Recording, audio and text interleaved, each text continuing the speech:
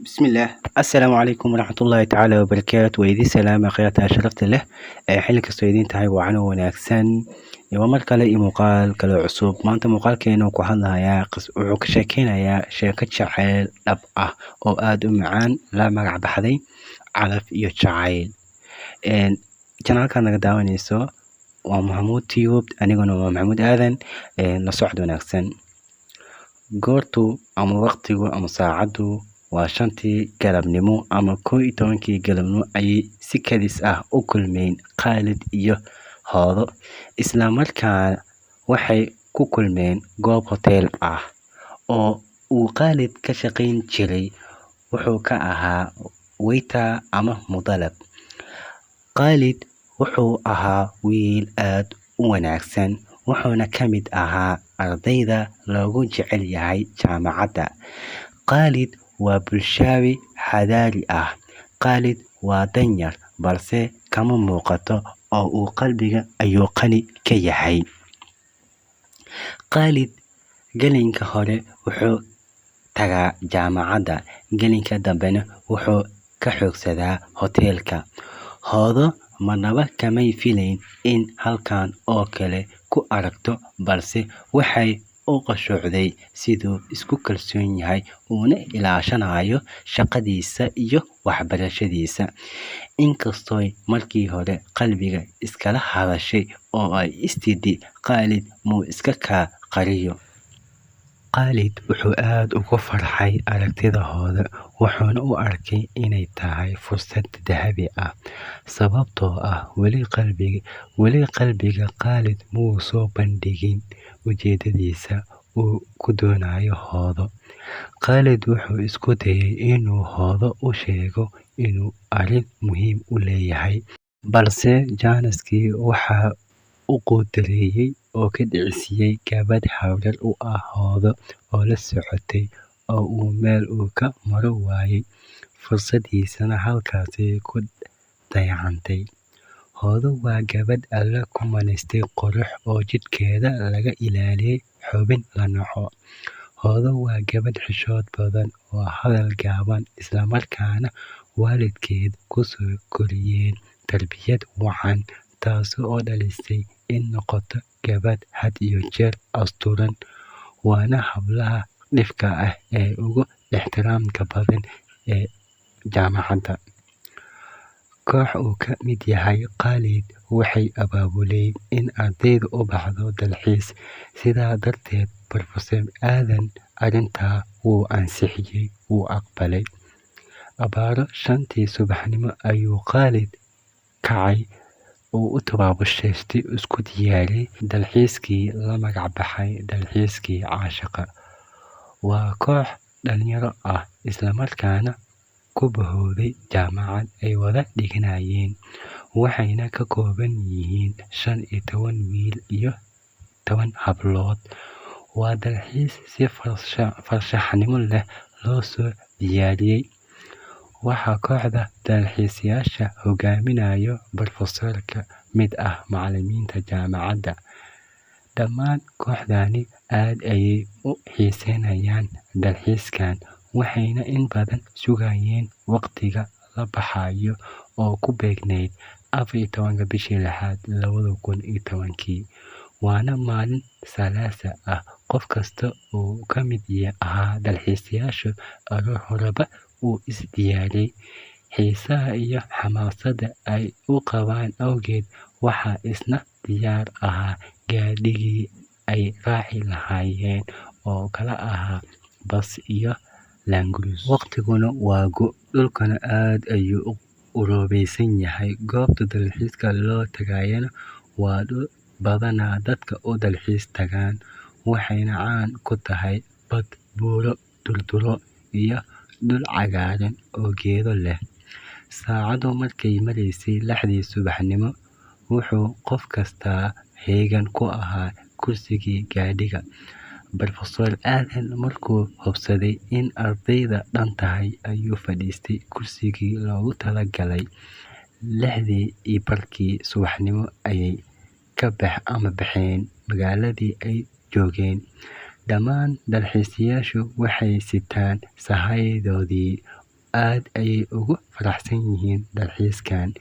Intay jidka ku sii jireen, waxay gudaha baska ka bilaabeen hadallo kaftan ah. Dhammaan waa dhalinyaro, waxaa farxadooda u dheer labiska quruxda badan ee ay xiran yihiin.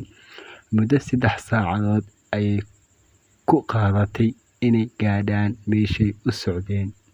Markay dhammaantood dhulka cagaha soo dhigeen, waxay indhaha la raaceen muuqaalka yaabka leh ee dhulkani leeyahay, iyo neecawda macaan ee ka dhacaysa. Waa goor barqa ah, jawiguna aad u macaan yahay. Brofeser Aadan wuxuu ardayda ku wargeliyay ama ku amray in fasax u yihiin bilowga dalxiiska, wuxuuna uga digay meelaha khatarta ah.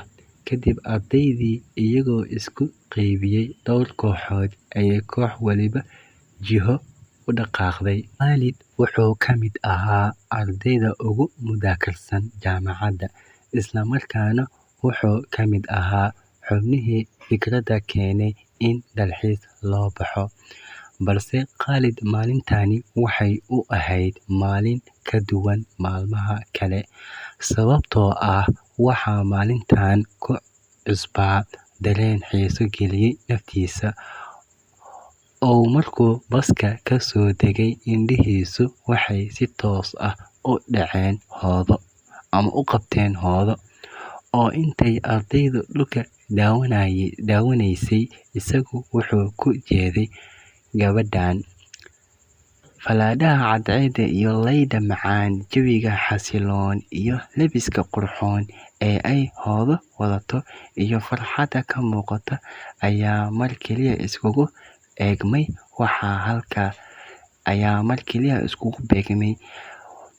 halkaa ka dhalatay in Khalid uu dareemo xiise iyo kalgacayl zaid ah, maadaama ay hoodo tahay gabadh aad loo ilaaliyo. Waxaa maalintaa la socotay habaryarteed, waxaana adkaatay siduu Khalid ula kulmi lahaa hoodo. Waxaa galinkii hore la soo wareegaba waxay gaadhay duhur, isla markaa waxaa dalxiisayaasha lagu wargeliyay in dhammaantood isugu yimaadaan geed damal ah oo aad u weyn, hadhkiisuna wanaagsan yahay, si loo qadeeyo. Khalid wuxuu codsaday inuu isagu qaybiyo cuntada, waayo wuxuu weli raadinayaa fursad uu kula hadlo hoodo.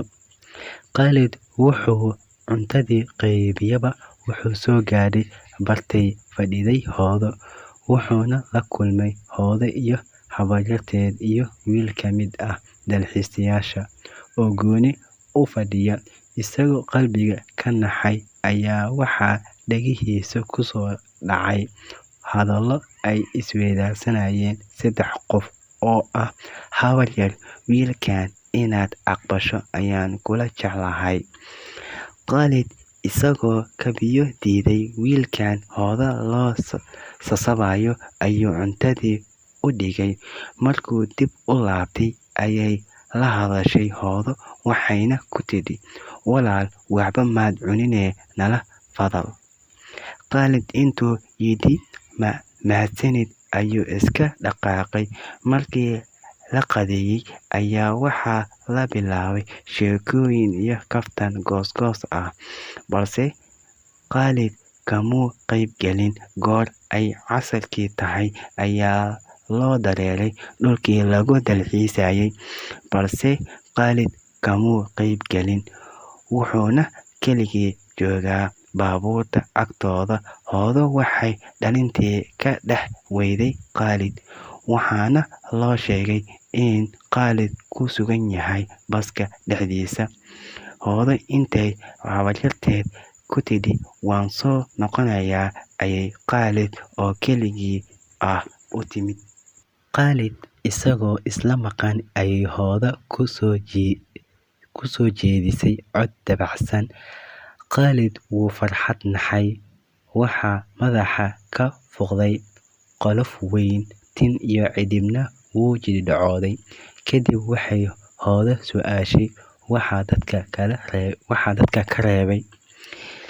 Isagoon jawaabin ayay haddana weydiisay dhowr su'aalood, balse Khalid intuu qalbiga iskala hadlay ayuu go'aansaday inuu badheedhihiisa caddeeyo. Wuxuu yidhi, "Walaal Hoodo, muddo sannad ahba waxaan rabay inaan kula hadlo, balse iimay suuragelin. Hase yeeshee, waxaan maanta kuu sheegayaa inaan aad kuu jecelahay. Waan ogahay inaad waddanka ka dhoofayso. Waxaan kaloon ogahay in reerkiinnu kula doonayaan inanka kula qadinayay. Hase ahaatee, waxaan ahay qof ku boholyoobay oo ilaa xad ku jecel, balse go'aanka adigaa iska leh." Hoodo waxaa ku duxay hadallada Khalid iyo kalgacaylka uu la hoos joogo. Isla markaa Hoodo kumay degdegin go'aankii. Waxay Khalid u soo jeedisay inuu sheekada dib u dhigo oo uu ka qayb qaato dalxiiska. Khalid waxaa qalbigiisa saaqay dareen farxadeed, wuxuuna ka oggolaaday inuu dalxiiska ka qayb qaato. Khalid iyo Hoodo waxay wada socdaan socod qabow ay ku laafiyoonayaan, waxayna isweydaarsanayaan kaftan kalgacayl ka muuqdo. Iftiinka cadceedda oo jihada galbeed ka xigta iyo dhulka cagaaran iyo jawiga xasiloon iyo neecawda macaan ayaa muujiyay shacnigooda. Oo midba midka kale ayuu hoosta ka eegayaa. Waxaa ku soo lug daray koox ardaydii ka mid ah oo aad ugu khushuucay sida iskugu soo baxeen. Markiiba waxaa lala booday sawirro, farxad iyo qosol iyo raynrayn ka muuqata. Mid saa'id ah. Wiil ka mid ah ardayda ayaa si kaftan u yidhi, "Dalxiiskeena waxaa aad u nuuriyay Khalid iyo Hoodo." Inta la qoslay ayay gabadh kalena tidhi, "Wacnaan lahayd hadday lamaane noqdaan." Waxay tamashlayaanba waxaa meel gaaban kaga soo baxday Hoodo habaryarteed iyo wiilkii lala rabay. Waxayna dareemeen in labadan xidhiidh ka dhexeeyo.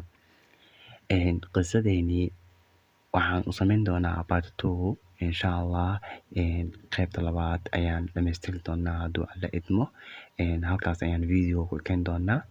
Fadlan hadaa channelka ku cusub tahay subscribe inoo saar, muuqaalkana like inoo saar. Wassalaamu calaykum.